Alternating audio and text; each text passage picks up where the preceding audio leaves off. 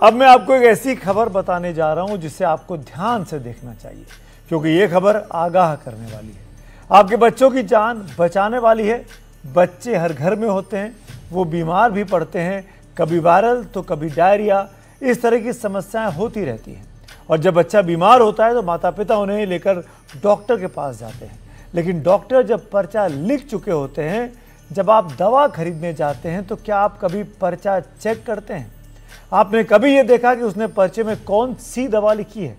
Doctor ने कहीं diarrhoea और वायरल जैसी समस्याओं के लिए भी एंटीबायोटिक्स तो नहीं लिख दिया है? अगर आपने अब तक इन बातों पर ध्यान नहीं दिया है तो अब ज़रूर दीजिए, क्योंकि डायरिया और वायरल जैसी बीमारियों से बच्चे को एंटीबायोटिक नहीं देना चाहिए। ये गाइडलाइंस के खिलाफ है अगर ये दवाइयाँ दी जाती हैं तो, और इस गाइडलाइन का टूटना बच्चों के लिए जानलेवा भी साबित हो सकता है। क्या आप अपने बच्चे को डॉक्टर से दिखाने के बाद डॉक्टर का लिखा पर्चा चेक करते हैं? क्या आप बच्चे को डॉक्टर से दिखाने के बाद ये देखते हैं कि डॉक्टर ने कौन सी दवा लिखी? क्या आपने कभी देखा कि बच्चों को वायरल होने पर डॉक्टर कहीं उनके लिए एंटीबायोटिक तो नहीं लिख रहे? क्या आपने इस बात की जांच की कि डायरिया होने पर डॉक्टर कहीं आपके बच्चे को एंटीबायोटिक की खुराक तो नहीं दे रहे? अगर आपने अपने बच्चे के पर्चे की जांच नहीं की है या जांच नहीं करते हैं तो संभल जाइए। अपने बच्चे की सेहत को लेकर सतर्क हो जाइए, क्योंकि ज्यादातर डॉक्टर गाइडलाइंस के खिलाफ जाकर वायरल और उल्टी दस्त के मामलों में भी बच्चों को एंटीबायोटिक देने की सलाह दे रहे हैं। यह आपके बच्चों के लिए जानलेवा साबित हो सकता है। ऐसा हम नहीं कह रहे, ये बातें अमेरिका के साउथ कैलिफोर्निया यूनिवर्सिटी की रिसर्च में सामने आई हैं। ये रिपोर्ट कहती है कि बच्चों को वायरल और दस्त होने पर 70% डॉक्टर गाइडलाइंस के खिलाफ जाकर एंटीबायोटिक्स लेने की सलाह देते हैं। लेकिन इससे भी ज्यादा डराने वाली बात यह है कि 62% डॉक्टरों ने यह माना कि वो गाइडलाइंस के खिलाफ जाकर बच्चों को एंटीबायोटिक्स लेने की सलाह देते हैं। साउथ कैलिफोर्निया यूनिवर्सिटी के प्रोफेसर्स ने यह रिपोर्ट तैयार करने से पहले कर्नाटक और बिहार के 250 से ज्यादा कस्बों में 2200 से ज्यादा प्राइवेट प्रैक्टिशनर्स की पर्चियां खंगाली, तब जाकर ये बात सामने आई है। सवाल है कि जब डॉक्टरों को गाइडलाइंस पता है, उन्हें यह भी पता है कि वायरल और डायरिया में बच्चों को एंटीबायोटिक नहीं दी जानी चाहिए, तो फिर वो ऐसा क्यों करते हैं?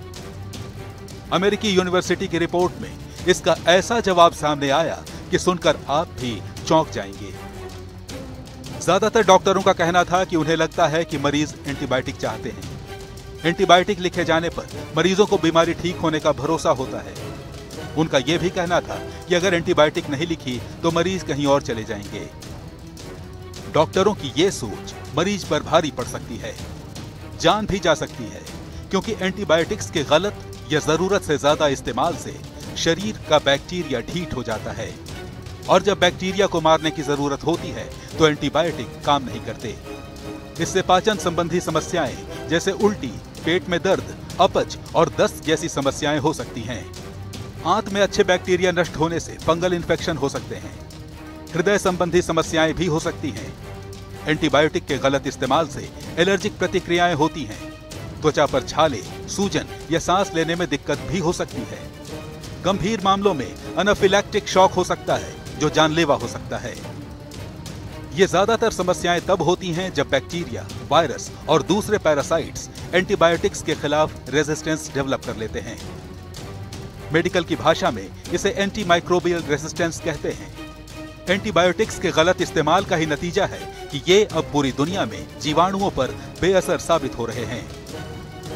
WHO की रिपोर्ट कहती है कि इसकी वजह से दुनिया भर में अब तक 50 लाख लोगों की मौत हो चुकी है।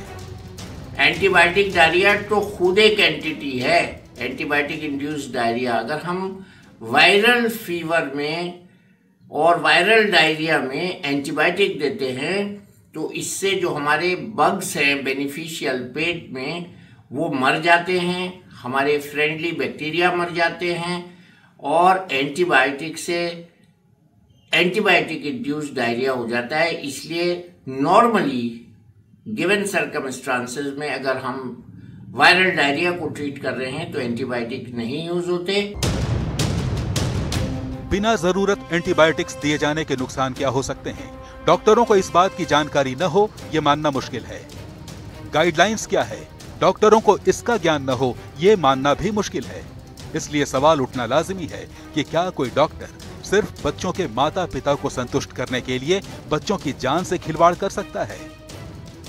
कहीं इसके पीछे कोई और वजह तो नहीं? डायरियाज यूजुअली वायरल होते हैं। अमूमन वायरल डायरिया में एंटीबायोटिक का मिसयूज किया जाता है। डायरिया में मेन एम होता है बॉडी को डिहाइड्रेशन से बचाना, बॉडी के इंटेस्टाइन्स को रेस्ट देना और जो बॉडी इन्फेक्शन को वॉश कर रही है उसको बाहर निकलने देना। ओरल सॉल्ट और ओरल इलेक्ट्रोलाइट्स को रिप्लेस करना, ये डायरिया के ट्रीटमेंट के एम्स हैं, न कि एंटीबायोटिक देना। एक सवाल यह भी है कि डॉक्टर अगर जानबूझकर बच्चों को बिना जरूरत एंटीबायोटिक लेने की सलाह दे रहे हैं तो इसके पीछे कहीं बाजार का दबाव तो नहीं? हम आपको पूरी दुनिया में एंटीबायोटिक का मार्केट दिखाते हैं। 2024 में एंटीबायोटिक्स का ग्लोबल मार्केट $47 अरब से ज्यादा का था। 2025 में यह बढ़कर करीब $50 अरब का हो गया। इस हिसाब से 2034 तक इसके $78.63 अरब तक पहुंच जाने की उम्मीद है। एंटीबायोटिक्स का बाजार भारत में भी रॉकेट की रफ्तार से बढ़ रहा है। फिलहाल भारत में एंटीबायोटिक्स का बाजार $52 अरब का है। 2031 में इसके $72 अरब तक पहुंच जाने का अनुमान है। एंटीबायोटिक्स का बाजार दिन दूनी रात चौगुनी रफ्तार से बढ़ रहा है, लेकिन सवाल है कि यह तरक्की कहीं आपके बच्चे की जान की कीमत पर तो नहीं हो रही?